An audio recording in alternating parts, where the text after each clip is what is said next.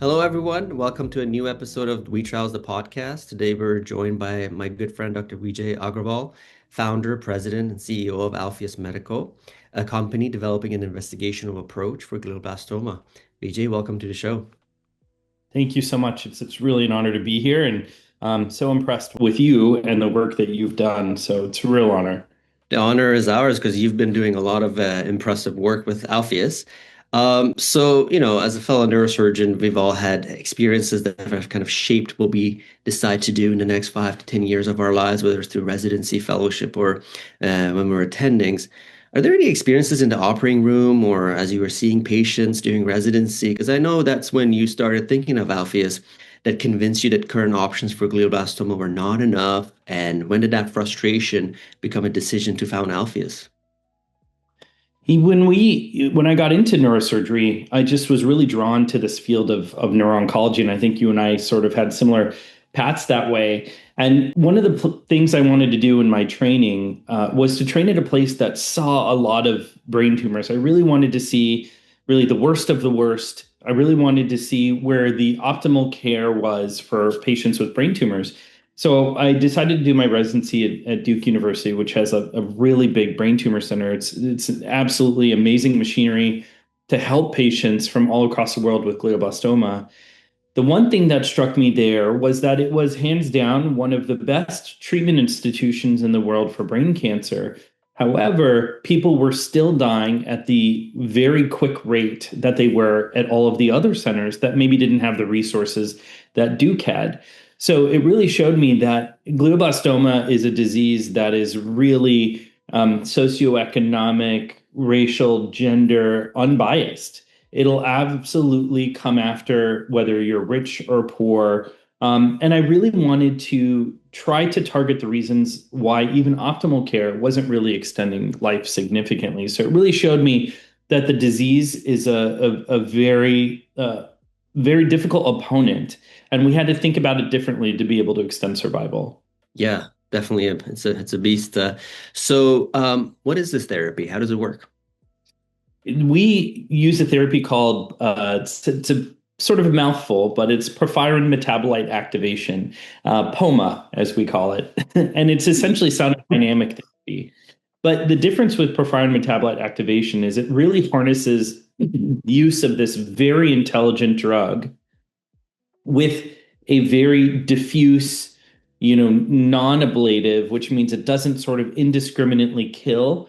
It really targets the brain tumor cells. And so patients drink this drug in the morning, which many of them have already had because it's, as we'll likely discuss, it's also a drug that guys like you and I use during brain tumor surgery. The drug is very, very intelligent. So you drink the drug in the morning, over a few hours, it really picks out the brain tumor cells. And then what we do is we apply our helmet. So it's non-invasive. And then the ultra low intensity ultrasound just activates the brain tumor cells to undergo tumor cell death. And so it's a combination of a really intelligent drug with a really diffuse delivery of low intensity ultrasound. Right, it's the same drug, 5-ALA, that we use during fluorescent guided surgery. So I guess when in the OR we shine a different color light on it, it lights up. We see the tumor, but this is ultrasound waves, which are non-invasive. Yeah, that's a great correlation. So when we, open up into the brain and we look down in and we shine the blue light, all the tumor cells generally will light up like a Christmas tree. It's very striking. I'm impressed every time I see it still, years later. It's really an amazing thing to see. And that's been shown to help us take more of the tumor out, which makes people live longer. So now imagine all of those tumor cells that have lit up like a Christmas tree. Instead of lighting up, imagine all those cells starting to die off. Yeah. So it's really selective for those cells. And instead of lighting up for us to take out, they start taking care of themselves and undergoing this cascade of cell death in the brain tumor cells. hmm Now, imagine I'm a patient or a care partner, and I've, Googled or gone on WeTrials.com and found your trial elsewhere. I'm not at a site that offers this trial. How should I bring it up in my care team? And also, what should I anticipate from the moment I see a team that's offering this trial? Yeah, it's a great question. And one of the biggest points of feedback I get from patients is that it's generally overwhelming. It's a new diagnosis that's terminal, and it carries a very terminal prognosis with it. And so patients are, and their families in particular, are overwhelmed. And I think it's really important to have an open relationship with your neuro-oncologist, because if there is a clinical trial that you feel may be best for you and your family, your neuro-oncologist may not have heard about it. So when we were early in our program, a lot of neuro-oncologists hadn't heard about our Alpheus clinical trial. But it is amazing to me continually how open and honest neuro-oncologists are across the country. Their ultimate goal is to bring the best care to the patients. So if they haven't heard about a trial, they don't have their feelings hurt, they learn about it, and they generally help support it. And I think it's an important point that close relationships with the care team's important, neuro-oncologist, neurosurgeon, radiation oncologist, but you have to become the expert in the field. You have to learn about the disease. You have to learn about what things are out there and try to understand just as much as you can. It's an overwhelming amount of information, but that's what the neuro-oncologist is there for, to help discuss that with you and clarify any questions. So I think just being honest and saying, I think this one particular trial, whether it's us or someone else, is interesting to us. What do you think? And I think that opens the dialogue. And then I come to you with a family member and meet with you and the research coordinator. What will day one look like? And how often do I have to come back? What do I need to do to prepare for it? One of the things we set out to do when we looked to innovate in this technology was to make sure that it incorporated well with people's lives. I think one of the only things that has shown some efficacy over the last, 50, 100 years has been Optune. But in our program in particular, we don't really use it much. And the adoption of Optune, which means the patients who are eligible to use it, who actually end up using it, is very, very, very low, extremely low. And I wondered why that was, but it was very clear that patients didn't want to wear something or be treated 23 hours out of 24 hours a day. So almost basically your entire life is being treated. And so patients often use the example that they know they're sick, but they didn't want to be reminded they're sick every time they're at the mall and see a reflective surface and they see the pads and the battery. And so we wanted to be sure we innovated something that incorporated well with patients' lives. So for us, it's once a month. You come in the morning, you drink the drug, in orange juice or water, whatever you prefer. You wait a few hours, and then we put on our helmet. We take care of everything, and it's 40 minutes. So 40 minutes, noiseless, painless, non-invasive, and then you go home. And then your life is yours. And that was really important to us because we knew something needed to work, but that also something needed to incorporate well in patients' lives. Otherwise, they just wouldn't use it. Now, some procedures, you need a little bit of sedation and therefore you need a ride to go home. Do you need sedation for this? No sedation required, actually. So by the time they're done, it's usually sort of in the afternoon and the evening. And then we just ask, with this 5-ALA drug, you can be a little photosensitive until the next morning. So we recommend no beach trips that night, try to stay out of the direct sunlight and be really cognizant of that. And then that's really the only stipulation. But generally, it's evening by that time, and it's generally dark outside, so it hasn't really been a problem. Right, right. Now, one concern that people frequently have, and it's always unclear when you're, as you said, it's a nerve-wracking diagnosis, you're looking for options, but then you kind of skim over as a patient or care partner about the possible costs. Like we never know what insurance would cover, what the site would cover, the research study. So what costs should patients expect, and which ones may still fall on them or their insurance versus covered by the trial? That is such a huge, important question. Patients and their families will do anything to live longer and to have a good quality of life, completely understandably. But you want to make sure it doesn't, bankrupt families in the process. And so I think being very honest about what costs are actually covered is extremely important. As an example, Alpheus is a free trial. So it covers the costs of virtually everything. But there are some things that that Alpheus and all clinical trials have difficulty covering. And that's if a patient wants to come in from out of the country, which we get a fair amount of inquiries for. That travel generally is difficult to be taken care of by a sponsor or by a company. So all direct trial related activities are generally covered. So it's really important to make sure when you're screening with your neurosurgeon or neuro-oncologist that you clarify that this is truly a free trial. And if there are any sort of hidden costs, what are they? And sometimes one of the things to keep an eye on is the reason a lot of these trials are free is because patients' insurance cover what we call the standard of care.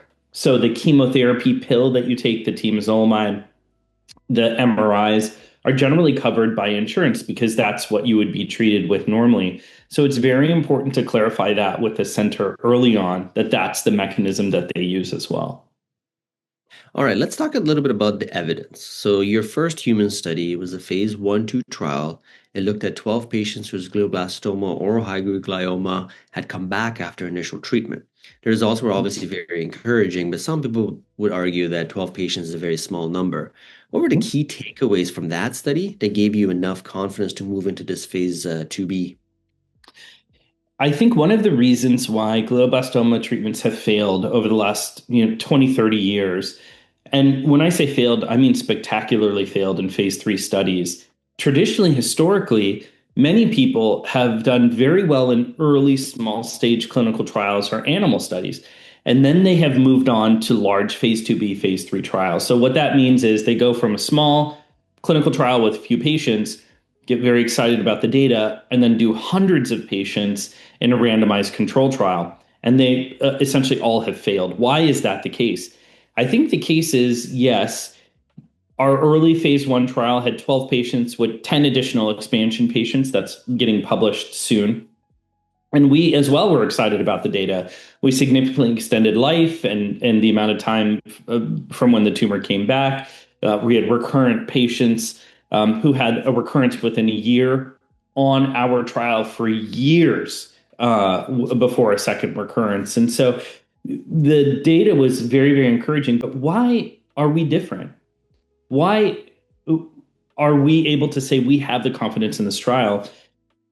The mechanisms with which we do clinical trials are very, very rigid. This is just how we have to do it ethically and with the FDA. You run small single-arm trials in the beginning. But what we set out to do is we didn't do one single-arm trial and then move to our huge phase 2B. In fact, few companies other than Alpheus have run more clinical trials for glioblastoma in the last 6 years. So we have run we're one of the companies that have run the most clinical trials for glioblastoma out of anybody in the country. And why did we do this? Why did we run 10, 11, 12 clinical trials over the last 6 years? The reason is because we knew we had to work within this framework. We knew that it had to be a small single-arm trial. Ethically, it just had to be, as we were in experimental therapy. And so what we decided to do was to do a lot of trials like that to bolster confidence. And all of our trials have now trended in the direction of extending survival and progression-free survival in the way that we were hoping. And so we set out to not make the mistake that other people had, small single-arm trial, straight to huge trial and failure. We spent years treating humans, and as we'll get into, canines, who were the only other mammal other than humans, unfortunately, to get brain cancer.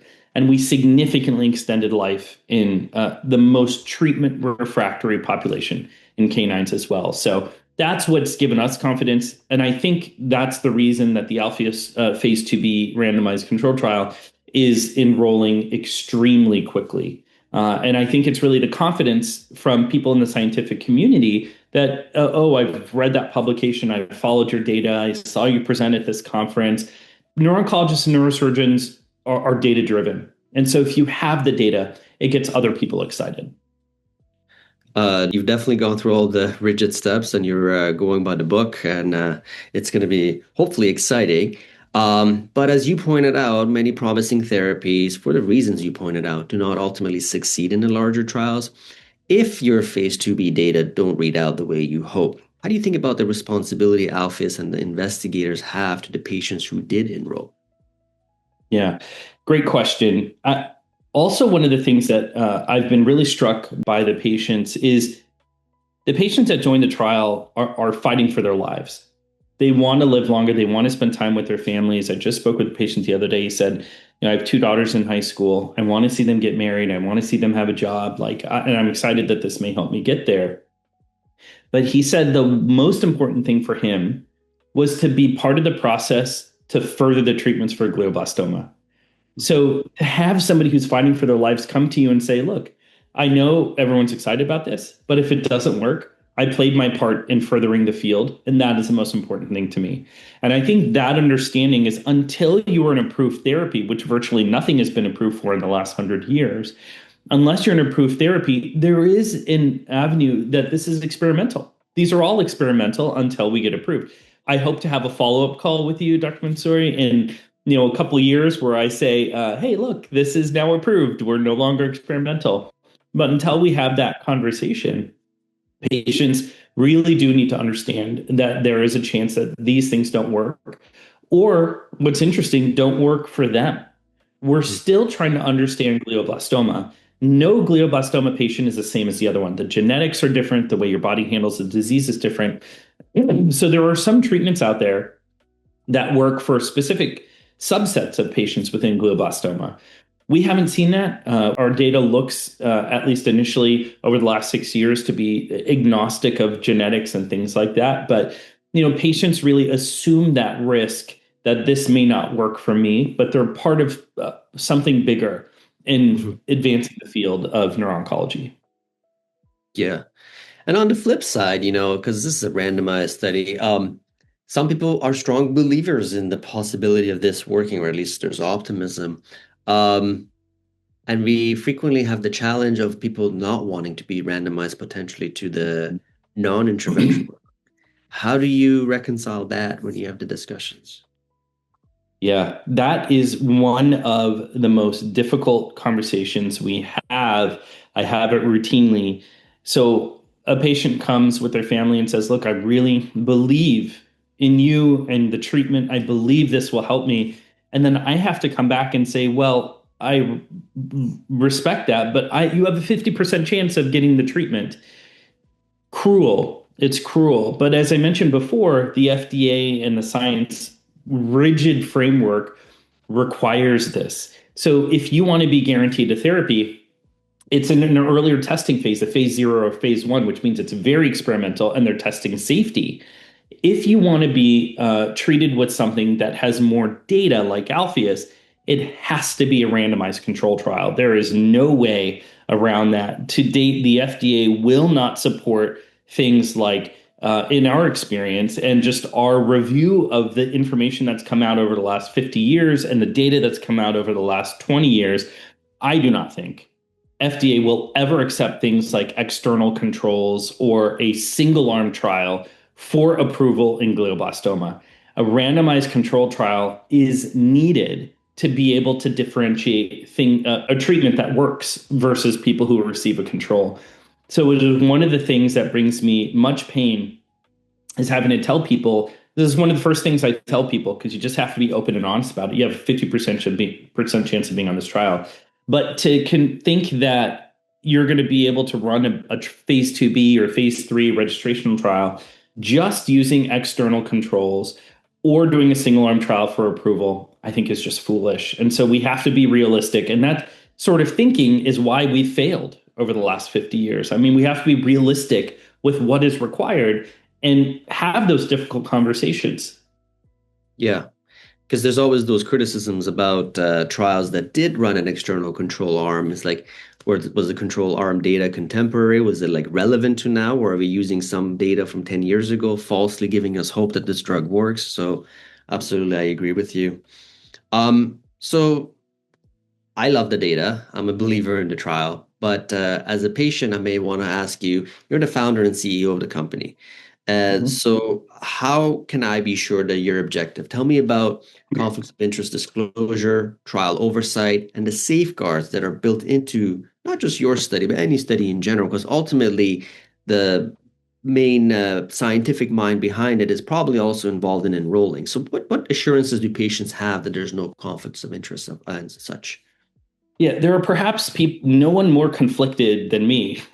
I am the definition of conflict of interest here because I invented the therapy, but I also treat patients with glioblastoma.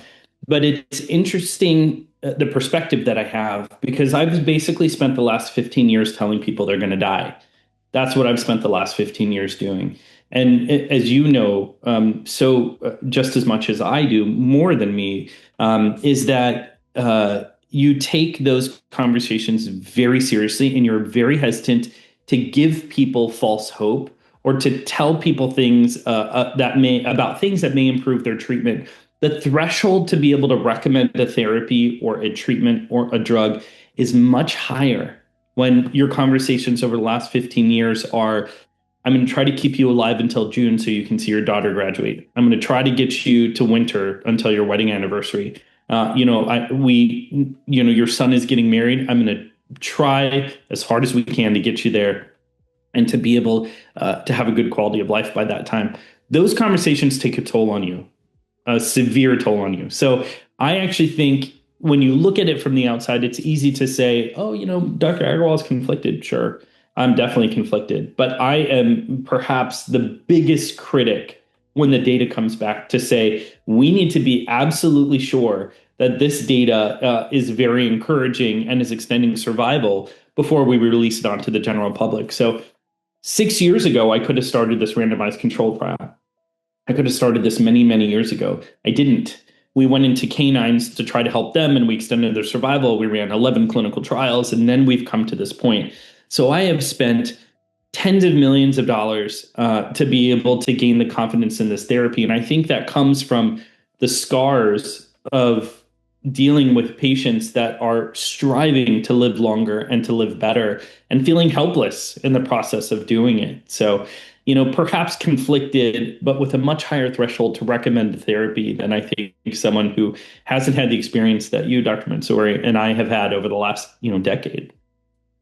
Yeah, and then tell us about oversight in general. Like, what are the rules that are built into trials and enrollment and the IRB that make sure that a conflicted investigator in general, those concerns are met? Mm-hmm. We run a very rigid program, so much so that it tends to annoy some investigators and people looking at the trial because we are very transparent and we are very rigid in in our criteria to join the trial. So that generally comes from the company, but our scientific advisory board as well. So the people who are involved on the science on the ground floor are very insistent on this being a very clean, efficient, rigorous trial. And so it's really out of my hands. The head of our scientific advisory board is a guy named Roger Stoop. And for those who know the field, the way that we treat brain cancer is with the Stoop protocol. So he invented the protocol that everyone across the world is treated with glioblastoma. And he runs our scientific advisory board. And so we have some of the biggest names in the field making sure that we run the trial as rigid as possible. So the clinical sites we have, like Penn State, are the biggest and the best academic centers in the world. And it requires a very rigid eligibility criteria process that subsequently comes to the Alpheus side with an independent MD who's has experience in neurosurgery and has been around the field, who understands the patients, who reviews it as well to make sure, who's not me, who goes through and makes sure that all the criteria are met. So there's multiple levels to make sure that patients are actually eligible. And it's not uncommon that we will have a patient come into one of our centers and be very interested in the trial. But through the evaluation at the center, they'll realize that the patient is subsequently ineligible. What would that mean? For most clinical trials, if there's tumor on both sides of the brain, that would make them generally ineligible for a trial such as this one. There is a type of tumor called butterfly glioma.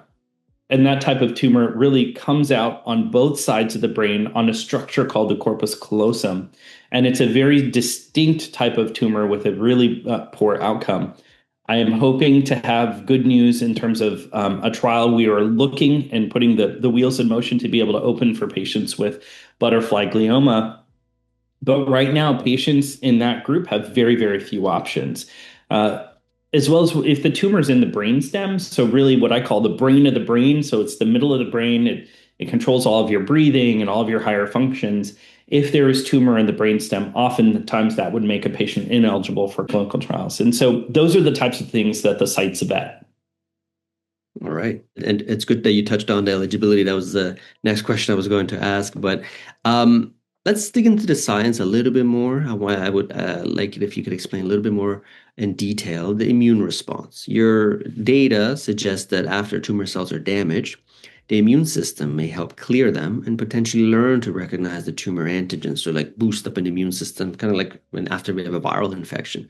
What have you actually observed so far that supports that idea, and what part of this is still a hypothesis that's being tested? Yeah, it's a great question. I think to make people live longer with glioblastoma, it is such an intelligent, deadly invasive disease. To make people live longer, I think you have to have two components. You have to directly kill brain tumor, and then you have to make your body have memory to what the brain tumor looks like so it can mount an immune response and continue to keep the tumor at bay until that next treatment. And so there is very good data. We use what's called POMA or sonodynamic therapy. Some people may be familiar with this term photodynamic therapy, which uses light to kill tumor cells in very small areas. Same mechanism of action. So it works the same, although we treat across the entire side of the brain. Photodynamic therapy has been shown in the literature, it's been around for much longer, to really activate the immune system. So when you treat patients with this drug, or in trials when you treat patients with this drug, and you measure the mediators in the body that indicate a very enhanced immune system or increased immune system activation, those mediators are through the roof. They actually peak after the treatment. So what that means is that your body is mounting some kind of immune response. And when you crunch up and kill the tumor, your T cells, your immune system basically presents these little pieces of the tumor to the immune system to say, look, you need to memorize what this looks like. And anytime there's new ones of these, bad actors, we can really attack it. So really giving the body memory. And so we would hope that the phenomenon we see and has been shown in photodynamic therapy carries over as the same, because it's the same mechanism of action. And our early data would show the extension in life and the extension in time between when the tumor comes back. Those significant extensions, I personally don't think would be possible unless we were also enhancing the immune system. And so I think those two components are essential for any effective therapy. Excellent. I really hope so, because there's always this talk of immunotherapy for other solid cancers outside the brain, and there's promise in them. But so far, we've kind of hit a wall when it comes to glioblastoma immunotherapy trials. So hopefully, your strategy one day can excite the immune system, and then we can couple it with immunotherapy to really get it going and turn this what we call, I guess, a cold tumor into a hot tumor and get some durable responses. Question for you. Recruiting for glioblastoma trials in general is often difficult. We hear the statistic that only 5% of trial-eligible patients actually enroll. From your perspective, what makes enrollment so hard in this disease, and what has to change if we want more patients to have a real chance to participate? Yeah, clinical trial enrollment is difficult for glioblastoma because I think part of it is there's a lot of clinical trials, 300 clinical trials for recurrent, about half that for newly diagnosed. And so it's overwhelming to know which one is the best for you. And I think people are skeptical about data. So a lot of later stage clinical trials or clinical trials that are open now don't have great data from before. I think it's really important to speak with your care teams to say, is this the trial that I should be going on? Are you encouraged about the clinical data?